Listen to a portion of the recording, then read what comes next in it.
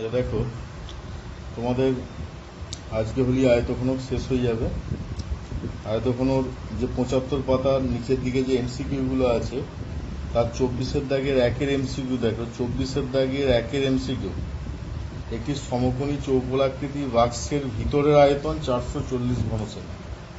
ভিতরের ভূমিতলের ক্ষেত্রফল দেওয়া আছে, বাক্সটির ভেতরের উচ্চতা নির্ণয় করো।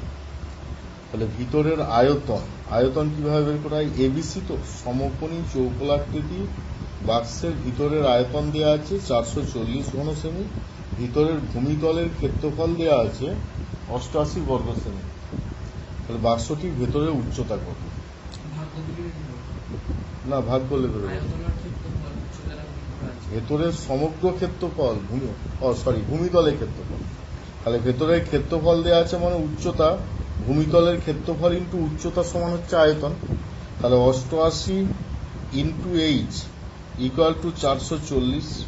তার মানে এইচ ইকুয়াল টু 440 বাই 88। 44 10-এ আর 44 2-এ, মানে 2 5-এ 10।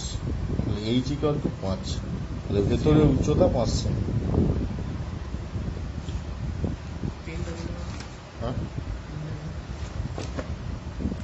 আচ্ছা, তারপরটা দেখো, 2-এরটা বলছে একটি আয়তঘনাকার গর্তের দৈর্ঘ্য, প্রস্থ, গভীরতা দেওয়া আছে।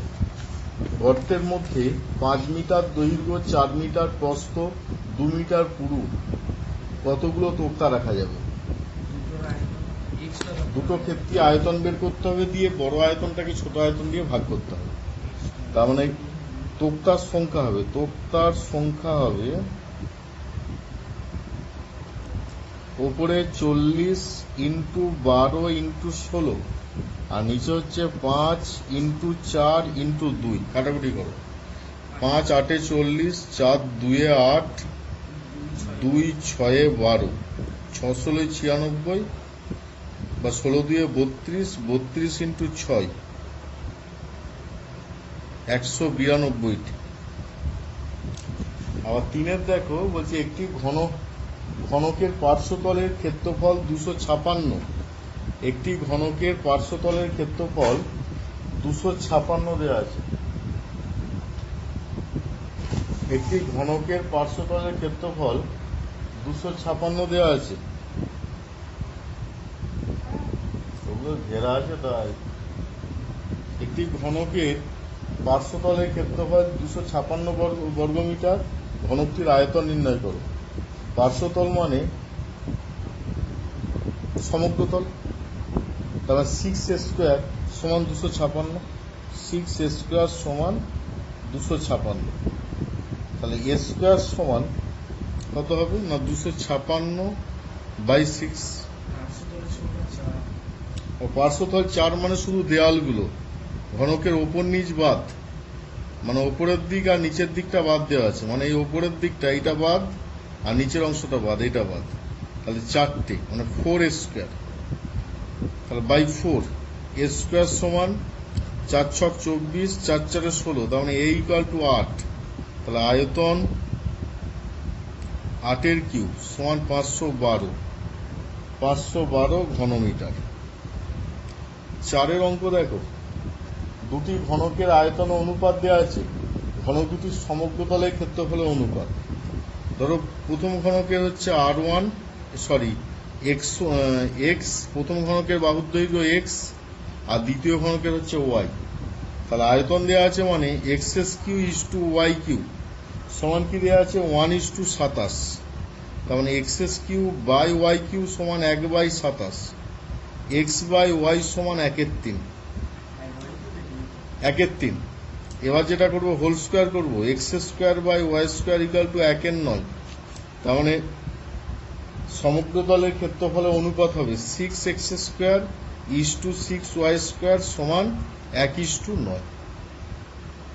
সমগ্রতলের ক্ষেত্রফলের অনুপাত হবে 1:9। পুরো দরকার নেই, কাটাকুটি হয়ে যাবে তো। গ্রেটেস্ট কমন ফ্যাক্টরটা তো বাদ যাবে অনুপাত করার সময়, জিসিডিটা বা গোসাগুটা তো বাদ যাবে। ওই জন্য গুণ করেও যাওয়া হবে, না করলেও তাই হবে। এইদিকে গুণ করার কারণ সমগ্রতলের সূত্রটাকে মেনটেন করার জন্য, ঠিক আছে, যাতে সমগ্রতলের সূত্রটা আনা যায়। এবার 5-এর দেখো, এটা 4-এর গেল। আর 5-এর যেটা আছে বলছি যে একটি ঘনকের সমগ্র তলের ক্ষেত্রফল দেওয়া আছে, তার মানে s ইকুয়াল টু 6a² দেওয়া আছে। কর্ণের দৈর্ঘ্য d দেওয়া আছে, তার মানে d ইকুয়াল টু a√3 হলে s ও d এর মধ্যে সম্পর্ক নির্ণয় করতে বলেছে। s ও d এর মধ্যে সম্পর্ক দেখো, তাহলে এর থেকে পাচ্ছি a সমান d/√3। এটার থেকে d সমান হচ্ছে a√3, কারণ ঘনকের সমগ্র তলের ক্ষেত্রফল s দেওয়া আছে, ঘনকের কর্ণের দৈর্ঘ্য d দেওয়া আছে, তাহলে d সমান হচ্ছে a√3 আর s সমান হচ্ছে 6a²। তাহলে এখানে a সমান পাচ্ছি d/√3, d/√3 এতে বসিয়ে দিচ্ছি, তাহলে s সমান 6 ইন্টু d/√3 এর হোল স্কোয়ার। তাহলে s সমান 6d²/3, 3×2, তার মানে s সমান 2d²। তাহলে এটাই হচ্ছে সম্পর্ক s আর d এর, s আর d এর সম্পর্ক, বা d² সমান s/2, একই ব্যাপার। পরের দেখো যে নিচের বিবৃতিগুলি সত্য না মিথ্যা বলেছে। এখানে বিয়ের দাগ, একটি ঘনকের প্রতিটি ধারের দৈর্ঘ্য দ্বিগুণ হলে ঘনকটির আয়তন প্রথম ঘনকের কি 4 গুণ হবে আয়তন। আয়তন মানে কি কিউব, তো 2-এর কিউব মানে 8 গুণ হবে, মিথ্যা। আর 2-এরটা দেখো, বর্ষার সময় 2 হেক্টর জমিতে বৃষ্টিপাত 5 সেমি উচ্চতার হলে বৃষ্টির জলের আয়তন 1000 ঘনমিটার হবে। বৃষ্টির জলের আয়তন 1000 ঘনমিটার হবে। 2 হেক্টর সমান কত বর্গমিটার আগে দেখব, কত বর্গমিটার আগে দেখব। 1 হেক্টর সমান 100 আর মানে আবার 10,000 বর্গমিটার হয়ে যাচ্ছে, 1000 নয় 10,000 বর্গমিটার 1 হেক্টর। তাহলে 2 হেক্টর মানে 20,000 বর্গমিটার। 2 হেক্টর সমান হচ্ছে 20,000 বর্গমিটার, ঠিক আছে। সেমিটাকে মিটারে নিয়ে যাও, 5 সেমি সমান 0.05 মিটার, ঠিক আছে। তাহলে আয়তন সমান ভূমির ক্ষেত্রফল ইন্টু উচ্চতা, তো তার মানে 20,000 ইন্টু 0.05, তার মানে 20,000 ইন্টু 5-এর 100, দুটো শূন্য কেটে গেল, 5×2 = 10, 1000 বর্গমিটার, 1000 ঘনমিটার হয়ে গেল। তাহলে এটা ঠিকই আছে, 1000 ঘনমিটার, তাহলে ঠিকই আছে। আর তারপর দেখো, একটি সমকোণী চৌপলের কর্ণের সংখ্যা কটি হয়, সেদিনকে বললাম 4টি। আচ্ছা, একটি ঘনকের একটি তলের কর্ণের সংখ্যা, একটি তলের কর্ণের সংখ্যা, কর্ণের দৈর্ঘ্য। একটি ঘনকের একটি তলের কর্ণের দৈর্ঘ্য √2 ইন্টু বাহুর দৈর্ঘ্য। √2, কারণ বড় ক্ষেত্র, তো ঘনক মানে বড় ক্ষেত্র। আর যদি ঘনকের কর্ণের দৈর্ঘ্য বলতো তাহলে √3 ইন্টু বাহু। আচ্ছা, 3-এর হচ্ছে সমকোণী চৌপলের দৈর্ঘ্য প্রস্থ উচ্চতা সমান হলে সেই ঘনবস্তুর বিশেষ নাম কি হবে? ঘনক। দৈর্ঘ্য প্রস্থ উচ্চতা সমান হয়ে যাচ্ছে। আর 25-এর দাগের 1-এর অঙ্ক দেখো, 25-এর দাগের 1-এর অঙ্কে যেটা বলা আছে যে একটি আয়তঘনের তল সংখ্যা মানে x ইকুয়াল টু কত, 6টি। ধার সংখ্যা y ইকুয়াল টু 12টি, আমরা এমনিতে জানি। শীর্ষবিন্দুর সংখ্যা z ইকুয়াল টু 8টি। আর হচ্ছে কর্ণের সংখ্যা তাহলে p ইকুয়াল টু 4টি, তাই তো। আচ্ছা, তাহলে x minus y plus z plus p এর মানটা নির্ণয় করতে হবে। x মানে হচ্ছে 6 মাইনাস 12 প্লাস 8 প্লাস 4, এইটা কেটে গেল, সমান 6, ঠিক আছে। পরেরটা দেখো, বলছে দুটি আয়তঘনের মাত্রাগুলি যথাক্রমে 4, 6, 4, 8 2h-1 2। যদি আয়তঘন দুটির ঘনফল সমান হয় তবে h সমান কত হবে? 2 নম্বর শর্তে 4 ইন্টু 6 ইন্টু 4 মানে প্রথম ঘনকটার আয়তন, প্রথম আয়তঘনকের সমান 8 into 2h minus 1 into 2, 8 into 2h minus 1 into 2, ঠিক আছে? তাহলে এইদিকে 4 4 16 আর 8 2 16 কেটে যাচ্ছে, ঠিক আছে? তাহলে 6 সমান হচ্ছে 2h মাইনাস 1, 6 সমান 2h মাইনাস 1, 2h সমান 7, h সমান 3.5, ঠিক আছে? h সমান 3.5, h এর মান বের করতে বলেছে, বুঝছে? আচ্ছা, পরের অঙ্ক দেখো, বলছে একটি ঘনকের বাহুর দৈর্ঘ্য 50% বৃদ্ধি পেলে সমগ্রতলের ক্ষেত্রফল শতকরা কত বৃদ্ধি পাবে? ধরো একটা ঘনকের সমগ্রতলের ক্ষেত্রফল ছিল, বাহুর দৈর্ঘ্য হচ্ছে, ধরি বাহুর দৈর্ঘ্য হচ্ছে a একক, সমগ্রতলের ক্ষেত্রফল হবে 6 স্কয়ার একক, তাই তো রে? আচ্ছা, বাহুর দৈর্ঘ্য 50% বাড়ালে, বাহুর দৈর্ঘ্য বৃদ্ধি পেলে বাহু হয় কত? 50% বাড়াচ্ছি মানে 3a/2,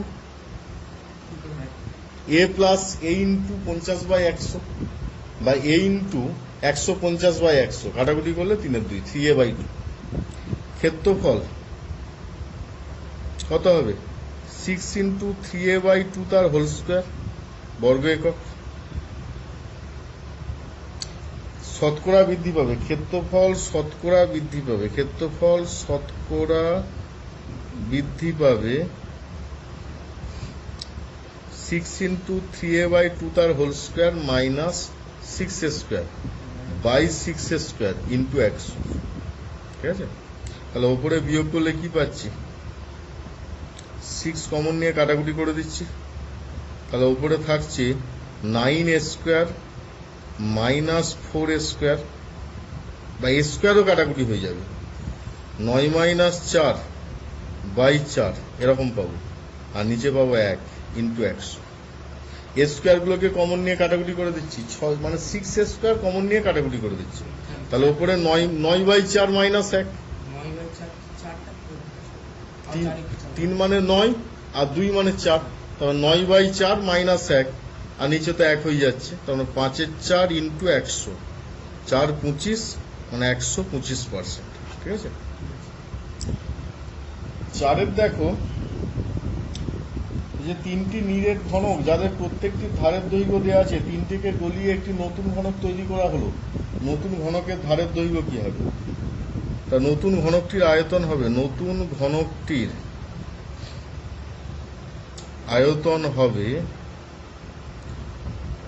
3-এর কিউব প্লাস 4-এর কিউব প্লাস 5-এর কিউব, ঘন সেমি। 3-এর কিউব মানে 27 প্লাস 64 প্লাস 125, যোগ করলে 5 আর 4 9 সাথে 16 6 হাতে রইল 1, 6 2 8, 8 2 10, 11 1 হাতে রইল 1, 216 ঘন সেমি। তার 6-এর কিউব ঘন সেমি। অতএব নতুন ঘনকটির আয়তন হবে 6 সেমি, বা ধারের দৈর্ঘ্য হবে 6 সেমি, ঠিক আছে? 5-এর অঙ্ক দেখো, একটি ঘরের দুটি সংলগ্ন দেয়ালের দৈর্ঘ্য দেওয়া আছে, ঘরটির উচ্চতা দেওয়া আছে। সংলগ্ন দেওয়ালের দৈর্ঘ্য যথাক্রমে 12 মিটার এবং 8 মিটার। ঘরটির উচ্চতা 4 মিটার হলে ঘরটির মেঝের ক্ষেত্রফল কত? সংলগ্ন দেয়ালের দৈর্ঘ্যটাই তো, দৈর্ঘ্যের যে ক্ষেত্রফলটা সেইটাই তো মেঝের ক্ষেত্রফল। সংলগ্ন বলতে এই দেয়ালটা দৈর্ঘ্য দেওয়া আছে, ওই দেয়ালটা দৈর্ঘ্য দেওয়া আছে, তার মানে এই দৈর্ঘ্যটা দৈর্ঘ্য আর ওইটা হচ্ছে প্রস্থ। তাহলে মেঝের ক্ষেত্রফল কি হবে? মেঝের ক্ষেত্রফল হবে 12 ইন্টু 8 সমান 96 বর্গমিটার। এটা উত্তরটা একটু দেখে নেন তো, বুঝেছে? তাহলে এই তোমাদের আয়তঘন শেষ হয়ে গেল। মোটামুটি অঙ্কগুলো বুঝবে, উদাহরণের যে অঙ্কগুলো আছে করার চেষ্টা করবে এবং ভালো করে প্র্যাকটিস করবে, ভালো করে এত সুন্দর করে প্র্যাকটিস করবে এবং ছোটো ছোটো করে করার চেষ্টা করবে, বেশি বড় করে অঙ্ক করার দরকার নেই।